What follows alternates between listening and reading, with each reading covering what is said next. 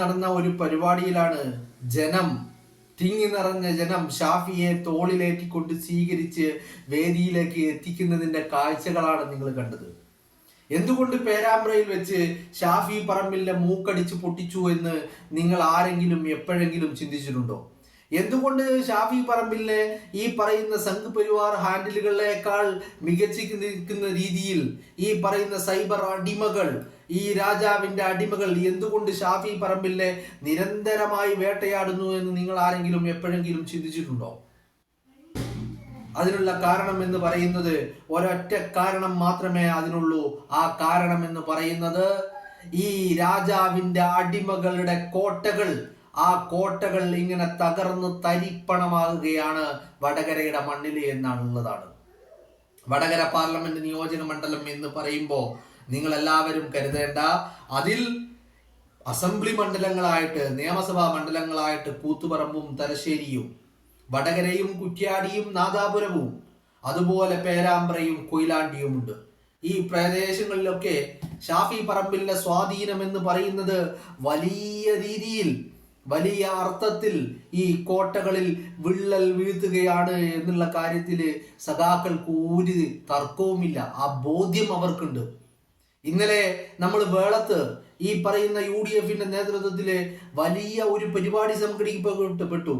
ആ പരിപാടി കഴിഞ്ഞതിന് ശേഷം വേളത്ത് ഇന്നലെ റിജിൽ മാക്കുറ്റിയും ഷാഫി പറമ്പിലും ഒക്കെ പങ്കെടുത്ത ആ പരിപാടി കഴിഞ്ഞതിന് തൊട്ടു പിന്നാലെ വേളത്ത് ഒരു പ്രകടനം DYFIയുടെ ക്രിമിനൽ ഗുണ്ടകൾ നടത്തി. ആ ക്രിമിനൽ ഗുണ്ടകൾ നടത്തിയ ഈ പറയുന്ന ഒരു ഒരു ഒരു ഒരു എന്താണ് ഒരു റാലി അല്ലെങ്കിൽ ഒരു കൊലവിളി എന്നൊക്കെ പറയുന്ന രീതിയിൽ അവർ നടത്തിയ ആ ഒരു മാർച്ചിൽ അവരുടെ മുദ്രാവാക്യങ്ങൾ അത്രയും ഷാഫിക്കും റിജിൽ മാക്കിറ്റിക്കും എതിരെയുള്ള കൊലവിളികളായിരുന്നു, അസഭ്യവർഷങ്ങളായിരുന്നു, തെറിവിളികളായിരുന്നു എന്നുള്ളതാണ്. ഇതേക്കുറിച്ചുള്ള വാർത്തകൾ നിങ്ങൾ കേട്ടിട്ടുണ്ടാവും. ഞാനിപ്പോ ആ ക്ലിപ്പ് ഇവിടെ പങ്കുവെക്കാത്തത് മറ്റൊന്നുമല്ല. ആ ക്ലിപ്പ് പങ്കുവെക്കാത്തതിനുള്ള കാരണം എന്ന് പറയുന്നത് നമ്മുടെ വീഡിയോയുടെ ദൈർഘ്യമാണ് പ്രശ്നം എന്നുള്ളത് കൊണ്ട് മാത്രമാണ്. അപ്പോ വടകരയില് ഈ പറയുന്ന വടകര പാർലമെന്റ് മണ്ഡലത്തില് വടകര എന്ന് പറയുമ്പോൾ നിങ്ങൾ ആരും കരുതേണ്ട വടകരയിൽ മാത്രമാണ് എന്നുള്ളത്.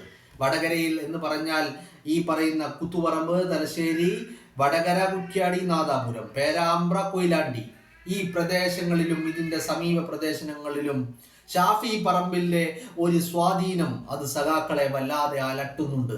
അതുകൊണ്ട് തന്നെയാണ് മൂക്കിന്റെ പാലം അടിച്ചു പൊട്ടിച്ചിട്ട് ഷാഫിക്കെതിരെ സ്ഫോടക വസ്തുക്കൾ എറിഞ്ഞ് അയാളെ തകർക്കാൻ ശ്രമിച്ചിട്ട് ഇതൊന്നും നടക്കാതെ വന്നിട്ടും വീണ്ടും വീണ്ടും അതിനുശേഷം EP ജയരാജനെ പോലെയുള്ളവർ, ഗോവിന്ദനെ പോലെയുള്ളവർ, ശിവൻകുട്ടിയെ പോലെയുള്ളവർ വീണ്ടും വീണ്ടും ഭീഷണികൾ മുഴക്കിക്കൊണ്ടേയിരിക്കുന്നത്.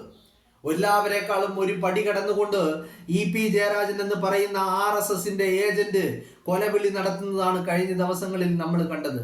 എന്ന് പറഞ്ഞു കഴിഞ്ഞാൽ ഷാഫി ഇവർക്ക് ഈ പറയുന്ന പ്രദേശങ്ങളിൽ വടകര പാർലമെന്റ് മണ്ഡലത്തിൽ ഷാഫി ഇവരെ സംബന്ധിച്ചിടത്തോളം ഒരു വലിയ പ്രശ്നം തന്നെയാണ്. ഇവരുടെ കോട്ടകളിൽ വിള്ളൽ വീഴ്ത്തുന്ന ഒരു പ്രതിഭാസമാണ് ഷാഫി പറമ്പിൽ എന്ന് പറയുന്നത്. അയാളുടെ സ്വീകാര്യത എന്ന് പറയുന്നത് ഇവരെ എല്ലാവരെയും വല്ലാതെ ഉറക്കം കെടുത്തുന്നുണ്ട് എന്നുള്ളതാണ്. പ്രത്യേകിച്ച് ഇന്നലെ വേളം എന്ന് പറയുന്നത് സഖാക്കളുടെ കോട്ടയാണ്. ആ കോട്ടയിൽ ഇത്തരം വലിയ ജനപിന്തുണ പങ്കാളിത്തമുള്ള ഒരു പരിപാടിയിൽ ഷാഫിയും റിജിൽ മാക്കുറ്റിയും ഒക്കെ അടങ്ങുന്ന ആളുകൾ പങ്കെടുത്ത പരിപാടിയിൽ ആ പരിപാടി കഴിഞ്ഞിട്ട് ഷാഫിക്കെതിരെയും റിജിൽ മാക്കുറ്റിക്കെതിരെയും ഒക്കെ അസഭ്യ വർഷങ്ങൾ മുഴക്കുവാനും പിണറായി വിജയനെതിരെ സംസാരിച്ചു എന്നുള്ളതാണ് ഇവരുടെ ഒരു ആരോപണം എന്ന് പറയുന്നത്. ഇവർ പറയുന്ന ഷാഫി പറമ്പിലും റിജിൽ മാക്കുറ്റിയും ആ പരിപാടിയിൽ പങ്കെടുത്തവരും ഒക്കെ സംസാരിച്ചത് പിണറായി വിജയനെതിരെ എന്ന് പറഞ്ഞാൽ ഞങ്ങളുടെ രാജാവിനെതിരെ സംസാരിച്ചു, രാജാവിന്റെ തെറ്റുകൾ വിളിച്ചു പറഞ്ഞു, രാജാവിന്റെ തെറ്റുകൾ ജനങ്ങളിലേക്ക് എത്തിക്കാൻ ശ്രമിക്കുന്നു, രാജാവിന്റെ പരാജയം അത് ജനങ്ങളിലേക്ക് എത്തിക്കാൻ ശ്രമിക്കുന്നു, രാജാവിന്റെ ഈ പറയുന്ന ഭൂലോക തോൽവിയായിട്ടുള്ള രാജാവിനെ ഇവരൊക്കെ തുറന്നു കാട്ടുന്നു, അതൊക്കെ രാജാവിന് അപമാനമാണ് എന്ന് പറഞ്ഞുകൊണ്ടാണ് ഷാഫി പറമ്പിലിനെതിരെയും റിജിൽ മാക്കുറ്റിക്കെതിരെയും ഒക്കെ നിരന്തരമായ തെറിവിളികളും കൊലവിളികളും. പുതിയ തദ്ദേശ ഭരണ സ്ഥാപനങ്ങളിലെ ഈ ഭരണസമിതി ചുമതല ഏൽക്കണം എന്നുള്ളതാണ്. അപ്പോ ഈ വർഷം അവസാനിക്കുന്നതിന് മുമ്പ് തദ്ദേശ ഭരണ സ്ഥാപനങ്ങളിലേക്കുള്ള തെരഞ്ഞെടുപ്പ്, ആ തദ്ദേശ ഭരണ സ്ഥാപനങ്ങളിലേക്കുള്ള തെരഞ്ഞെടുപ്പ് കഴിഞ്ഞാൽ ഉടനെ തന്നെ നിയമസഭാ തെരഞ്ഞെടുപ്പ്. ഈ 2 തെരഞ്ഞെടുപ്പുകളും മുന്നിൽ കാണുന്ന ഈ സഖാക്കള് ആകെ അസ്വസ്ഥരാണ്. അവരെ കൊണ്ട് ആകെ ചെയ്യാൻ കഴിയുന്നത് എന്താ?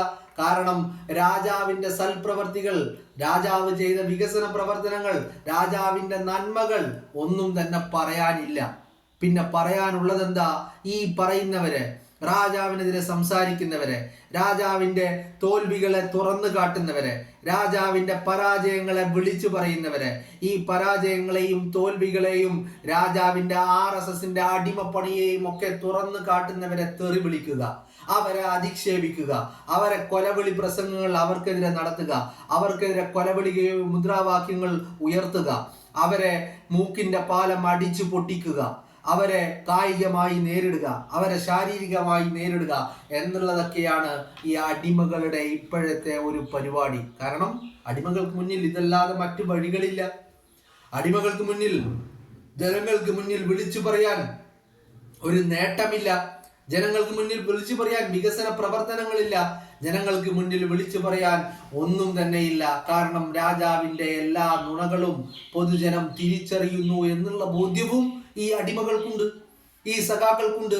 സഖാക്കൾ എന്ന് പറയാൻ കഴിയുമോ എന്ന് ചോദിച്ചാൽ ഞാൻ പറയും സഖാക്കൾ എന്നല്ല ഇവരെ വിളിക്കാൻ കഴിയുന്നത്, ഇവർ സംഘാക്കളാണ്. മീൻസ് സഖാവും സംഘിയും ഇപ്പൊ ലയിച്ച് ലോപിച്ച് സംഘാക്കളായി മാറിയിരിക്കുന്ന ഒരു അവസ്ഥയാണ് നമ്മൾ കാണുന്നത്, അല്ലേ?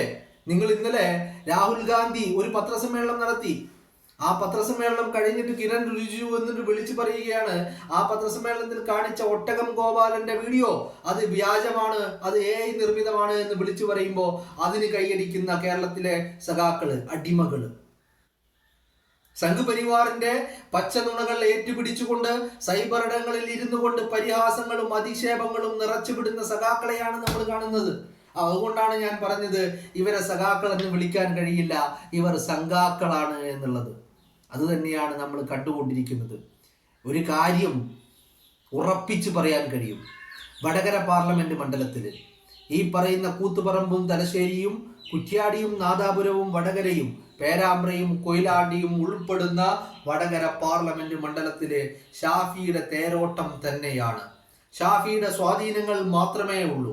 ഷാഫിയുടെ ഈ പറയുന്ന സ്വീകാര്യത, അയാളുടെ പ്രസൻസ്, അയാളുടെ ഈ പറയുന്ന പ്രവർത്തനങ്ങൾ, അതൊക്കെ ഈ പറയുന്ന ഇടങ്ങളിലൊക്കെ വലിയ രീതിയിലുള്ള ചലനങ്ങൾ ഉണ്ടാക്കുന്നുണ്ട് എന്നുള്ളത് തന്നെയാണ്. അത് തന്നെയാണ് ഞാൻ പറഞ്ഞു വന്നതും വടകരയിൽ ഷാഫിയുടെ തേരോട്ടമാണ് എന്നുള്ളത്. ആ തേരോട്ടം, ഷാഫിയുടെ ഈ മുന്നേറ്റം, അയാൾ നടത്തുന്ന പ്രവർത്തനങ്ങൾ, അയാളുടെ രാഷ്ട്രീയ കരുനീക്കങ്ങൾ, അയാളുടെ വികസന പ്രവർത്തനങ്ങൾ, അതൊക്കെ ഈ പറയുന്ന ഇവരെ പിന്തുണച്ച, ഈ സഖാക്കളെ പിന്തുണച്ച, ഇവരുടെ പാർട്ടി ഗ്രാമങ്ങൾ എന്ന് വിളിക്കപ്പെടുന്ന ഇടങ്ങളിൽ പോലും വിള്ളൽ വീഴ്ത്തിയിരിക്കുന്നു. ജനങ്ങൾ മാറി ചിന്തിച്ചു തുടങ്ങിയിരിക്കുന്നു എന്നുള്ളതാണ്. ആ തിരിച്ചറിവ്, ആ ഒരു ബോധ്യം ഇവർക്കെല്ലാവർക്കും ഉണ്ട് താനും. അതുകൊണ്ട് തന്നെയാണ് കേരളത്തിൽ ഇത്രയധികം ഉന്നം വെക്കപ്പെടുന്ന, ടാർഗറ്റ് ചെയ്യപ്പെടുന്ന നേതാക്കളിൽ മുന്നിൽ ഷാഫി പറമ്പിൽ നിൽക്കുന്നത്. അതുകൊണ്ടാണല്ലോ ഒരു പടി കൂടി കടന്ന് ഈ പറഞ്ഞ കൊണ്ടുള്ള ആക്രമണങ്ങൾക്ക് മീതെ ശാരീരികമായി കായികപരമായി ഷാഫിയെ നേരിടാൻ ഇവർ ഇറങ്ങി പുറപ്പെട്ടത്. അതിന് ഒരൊറ്റ കാരണം മാത്രമേ ഉള്ളൂ. ആ കാരണം എന്ന് പറയുന്നത് ഈ പറയുന്ന ഷാഫിയുടെ പ്രസൻസ്. ആ പ്രസൻസ് തന്നെ ഈ വടകര പാർലമെന്റ് മണ്ഡലത്തിൽ ചലനങ്ങൾ ഉണ്ടാക്കാൻ ധാരാളമാണ് എന്ന് സഖാക്കൾ വിശ്വസിക്കുന്നുണ്ട്. അത് സഖാക്കൾ അവരുടെ ബോധ്യങ്ങൾ അവരോട് പറയുന്നുണ്ട്. ഇത് തുറന്നു പറയാൻ കഴിയില്ല, അടിമകൾക്ക് മുന്നിൽ ഇതൊന്നും തുറന്നു പറയാൻ കഴിയില്ല. പക്ഷെ ഇവരുടെ നേതാക്കന്മാർക്ക് ആ ബോധ്യങ്ങൾ നല്ല രീതിയിലുണ്ട്. അതുകൊണ്ട് തന്നെയാണ് ഈ സ്ഥിരം ശൈലിയുണ്ടല്ലോ, തെറിവിളിയുടെയും കൊലവിളിയുടെയും ഭീഷണിയുടെയൊക്കെ സ്വരം ഉയർത്തിക്കൊണ്ട് ഷാഫി പറമ്പിലിനെ വേട്ടയാടാനും അയാളെ ഭയപ്പെടുത്താനും ഇവർ ശ്രമിച്ചു കൊണ്ടിരിക്കുന്നത്. പക്ഷേ എല്ലാത്തിനും മറുപടി ഷാഫിയുടെ കൈകളിലുണ്ട്. അയാൾ പോരാട്ടങ്ങളുമായി മുന്നോട്ട് കുതിക്കുമെന്ന് അയാൾ ആവർത്തിച്ച് പറയുന്നു. അതോടൊപ്പം തന്നെ ഈ പറയുന്ന മേഖലകളിൽ, ഈ പറയുന്ന വടകര പാർലമെന്റ് മണ്ഡലത്തിൽ അയാളുടെ പ്രസൻസ് തന്നെ ചലനങ്ങൾ ഉണ്ടാക്കാൻ ധാരാളമാണ് എന്ന് അയാൾ അനുദിനം തെളിയിച്ചു കൊണ്ടേയിരിക്കുകയാണ്.